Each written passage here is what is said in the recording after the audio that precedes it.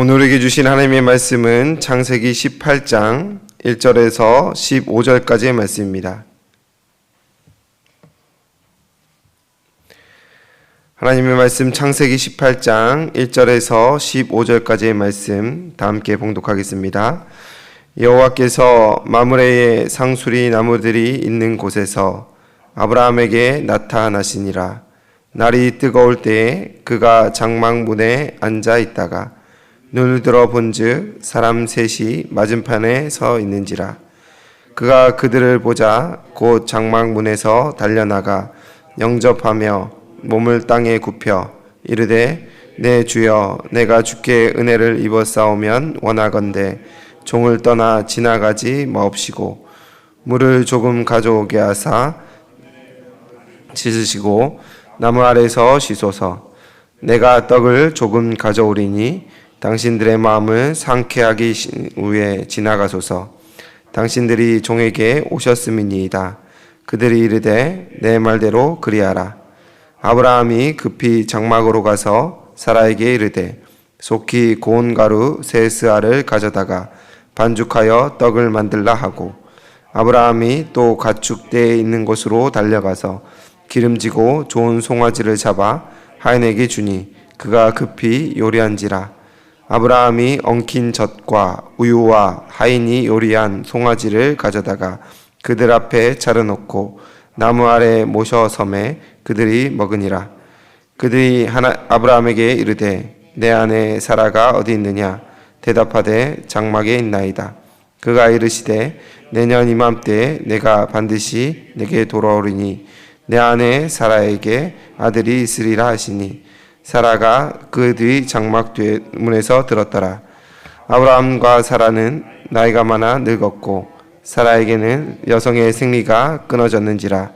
사라가 속으로 웃고 이르되 내가 노쇠하였고 내 주인도 늙으니 내가 무슨 즐거움이 있으리요. 여호와께서 아브라함에게 이르시되 사라가 왜 웃으며 이르기를 내가 늙었거늘 어떻게 아들을 낳으리요 하니냐. 여호와가 능하지 못한 일이 있겠느냐. 기한이 있을 때에 내가 내게로 돌아오리니 사라에게 아들이 있으리라. 사라가 두려워서 부인하여 이르되 내가 웃지 아니하였나이다. 이르시되 아니라 내가 웃었느니라. 아멘. 오늘 본문인 창세기 18장은 독립된 새로운 이야기처럼 보이지만 실제로는 앞선 본문이었던 17장에서 시작된 하나님의 언약이 삶의 현장으로 스며드는 장면입니다. 17장에서 하나님은 아브라함에게 나타나셔서 그의 이름을 바꾸시고 할례의 언약을 주시며 사라를 통하여 아들을 주시겠다고 분명히 약속하셨습니다. 말씀이 이미 주어졌다라는 이야기입니다. 그러나 하나님은 거기서 멈추지 않으시고 다시 한번 그들을 찾아와 주십니다. 하나님은 다시 찾아오셔서 그 약속을 아브라함과 사라의 일상 가운데 새겨주시는 장면입니다. 18장 1절은 여호와께서 마므리 상수리 나무들이 있는 곳에서 아브라함에게 나타나셨다라고 말하고 있습니다. 마므레라는 장소는 아브라함이 오랫동안 머물며 제단을 쌓고 하나님을 불러왔던 자리입니다. 특별한 계시의 장소라기보다는 아브라함에게는 하나님과 대면하는 일상의 자리, 순종과 기다림의 장소입니다. 하나님은 늘 그런 곳을 찾아오십니다. 특별한 자리보다 오래 버텨온 자리, 변함없이 지키고 하나님을 찾았던 자리로 찾아오신다라는 것입니다. 우리가 매일 하나님 앞에 나아가는 경청의 방처럼, 특별히 오늘 우리가 함께하는 이 새벽 기도 자리처럼 그런 자리가 하나님이 찾아오시는 자리라는 것입니다. 모두가 잠든 이 시간, 특별히 눈이 더 감기는 이 주말 아침에 이 자리에 있는 여러분들을 하나님이 찾아가시고 주목하시기를 축원합니다. 아브라함은 장막문에 앉아 있다가 눈을 들어 세 사람을 맞이합니다. 성경은 처음부터 그들이 누군지 구체적으로 설명하고 있지는 않습니다. 그러나 분명한 것은 이 만남의 주도자가 여호와 하나님이라는 것입니다. 많은 학자들은 이 세 사람에 대해 여호와와 두 천사로 설명합니다. 그 근거는 13절에 여호와께서 아브라함에게 이르시되라는 표현을 통하여 하나님께서 친히 인간의 모습으로 현현하신 것으로 볼 수 있다는 것입니다. 그리고 16절에 보면 그들이 소돔으로 갔다라는 표현이 있는데 19장 1절에 보면 그 두 천사라는 표현을 통하여 이를 뒷받침하고 있습니다. 이내 하나님께서 사람의 모습으로 친히 아브라함의 삶 속으로 가장 낮은 모습, 그들과 가까운 모습으로 스며들어 찾아온 장면입니다. 그렇게 매우 특별하지요. 주목할 것은 아브라함이 이 세 사람을 대하는 태도입니다. 그는 그들이 누구인지 정확히 알기도 전에 달려가 맞이하고 땅에 엎드려 경배하며 최선을 다하여 섬깁니다. 아브라함의 섬김은 매우 구체적이지요. 물을 가져와 발을 씻게 하고 떡을 준비하고 송아지를 잡아 상을 차립니다. 정성을 다하여 할 수 있는 대로 하나님을 경외하는 마음으로 섬겼다라는 것입니다. 언약의 사람은 입술로만 믿음을 말하지 않습니다. 이처럼 삶으로 반응해야 마땅합니다. 그 섬김의 자리에서 하나님은 다시 한번 아브라함에게 약속의 말씀을 주시죠. 내년 이맘때에 사라에게 아들이 있을 것이라는 말씀입니다. 그런데 이 말씀은 이미 17장에서 들은 약속입니다. 그런데 하나님은 다시금 이 특별한 방법으로 약속을 확인시켜 줍니다. 그 이유는 무엇입니까? 10절 말씀을 보면 이 말씀의 대상, 즉 하나님께서 이 말씀을 이루시는 대상을 아브라함이라 지칭하고 있지만 그 하반절에 보면 이 약속의 확인이 장막 뒤에서 듣고 있는 그의 아내 사례를 향한 것임을 확인시켜 줍니다. 사라는 장막 뒤에서 이 말을 들었습니다. 그리고 실소를 짓지요. 웃었다는 이야기입니다. 이 장면은 어제 본문과 겹쳐 보이지요. 17장에서 아브라함은 엎드려 웃었고 지금 사라는 장막 뒤에서 듣고 웃고 있습니다. 믿음의 조상이라고 불리는 아브라함, 열국의 어머니라 불리는 사라에 대하여 성경은 그 믿음의 연약함을 적나라하게 그 민낯을 보여주고 있습니다. 어제 설교에서 강조한 바와 동일하게 사라의 웃음은 기쁨의 웃음이라 할 수 없습니다. 자신의 현실을 너무 잘 아는 사라의 계산 섞인 웃음입니다. 나이 많음, 끊겨버린 생리, 닫혀버린 가능성이 그의 계산을 확실하게 확증한다고 생각했습니다. 사라의 웃음은 불신을 넘어 오래 기다린 사람의 지친 반응에 가깝습니다. 그러나 하나님은 그 웃음을 그냥 지나치지 않으시지요. 어찌하여 사라가 웃느냐? 여호와께 능하지 못할 일이 있겠느냐? 이 질문 또한 사라를 꾸짖음을 넘어 그의 믿음의 방향성을 다시 하나님께로 돌이키는 장면입니다.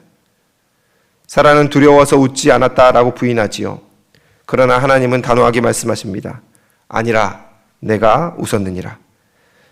이 말씀 또한 정죄의 의미를 넘어 신실하신 하나님 앞에 대면토록 하는 하나님의 은혜의 목소리라 할 수 있겠습니다. 하나님은 우리의 마음을 다 아십니다. 특별히 숨기고 싶은 마음, 하나님 앞에 감출 수 있다 여기는 그런 마음까지도 하나님은 다 알고 계시지요. 그렇게 모든 언약의 주도권, 구원의 주도권은 오직 하나님께 있다라는 것을 오늘 말씀을 통하여 확인해야 됩니다. 구속 역사는 이 언약이 결코 계약이 아니라는 것을 무던히도 강조합니다. 하나님은 우리로 하여금 자신을 잘 믿고 예배에 성실하고 헌금 잘하고 선하고 의로운 일 많이 해서 이 계약을 성사시키라 하시는 분이 아닙니다. 여러분, 그런 식이라면 믿음의 조상이라 불리는 이 아브라함이, 열국의 어머니라 불리는 이 사라는 사실 이미 탈락했다라고 봐도 무방합니다.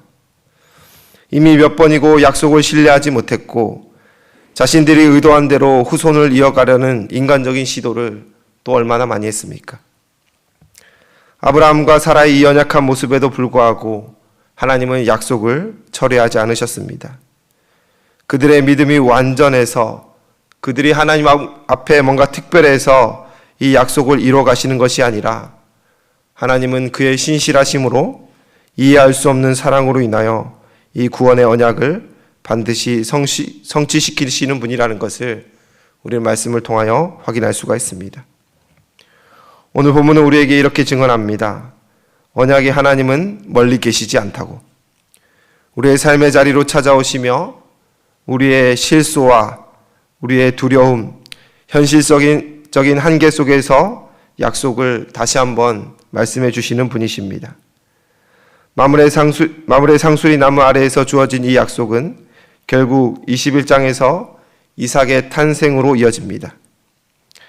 아브라함과 사라는 현실 앞에 믿지 못하는 웃음을 지었지만 하나님은 그들에게 웃음이란 뜻을 가진 약속의 아이 이삭을 주셨습니다. 그들은 하나님을 비웃었지만 하나님은 진정한 웃음을 그들의 삶에 허락하여 주시고 선물하여 주신 것입니다. 사랑하는 성도 여러분, 이 말씀을 통하여 상황과 현실을 보며 믿음보다는 계산이 앞서지는 자신의 모습을 보고 있지는 않으십니까? 사라가 장막 뒤에서 짓는 웃음과 닮아 있는 우리의 연약함을 우리가 직시했으면 좋겠습니다. 그럼에도 하나님은 신실하시고 크신 긍휼로 우리를 찾아와 주십니다. 우리의 연약함을 우리보다 더 잘 아시고 친히 찾아와 주심을 성경은 강조하고 있습니다. 그때 우리도 마므레와 같은 삶의 현장에서 하나님을 찾는 자리에서 경건의 자리에서 주를 맞이하시기를 소원합니다. 장막문에서 달려나가 주님을 영접한 아브라함처럼 신실하신 하나님과 마주하는 오늘 이 시간 되시기를 주님의 이름으로 축원합니다. 기도하겠습니다. 사랑과 은혜가 풍성하신 하나님 아버지, 믿음의 조상이라 불렸던 아브라함과 또 그의 아내의 삶을 우리가 엿봅니다. 그들의 삶 가운데 인간적인 한계가 있었고 하나님의 크신 계획을 다 담지 못하는 또 어리석음을 또 확인하게 됩니다. 그럼에도 불구하고 그들의 어떠함을 보지 않으시고 약속에 신실하신 하나님을 발견하게 됩니다. 우리의 모습을 돌아보면 어떻습니까? 아브라함보다 사라보다 더 현실에 타협하고 믿음보다는 우리의 삶의 계산으로 하루를 이어가는 저희의 삶입니다. 하나님, 우리의 연약함을 아시오니 주의 크신 긍휼로 덮어주시고 하나님 우리와도 함께 대면하여 주시옵소서. 날마다 우리의 삶을 이끄시고 인도하사 마므레에서 하나님을 대면한 아브라함처럼 기도의 자리, 경건의 자리, 경청의 자리에서 하나님을 맞이할 수 있도록 주님 도와주시옵소서.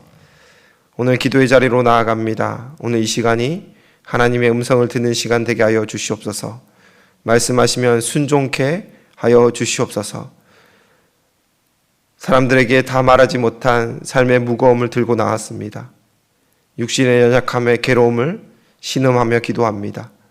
관계 어려움을 두고 하나님 해결해 주시기를 구합니다. 하나님 오늘 응답하여 주시고 역사하여 주셔서 하나님이 주목하시는 이 새벽의 자리가 될 수 있도록 도와주시옵소서. 감사드리며 예수님의 이름으로 기도드리옵나이다. 아멘.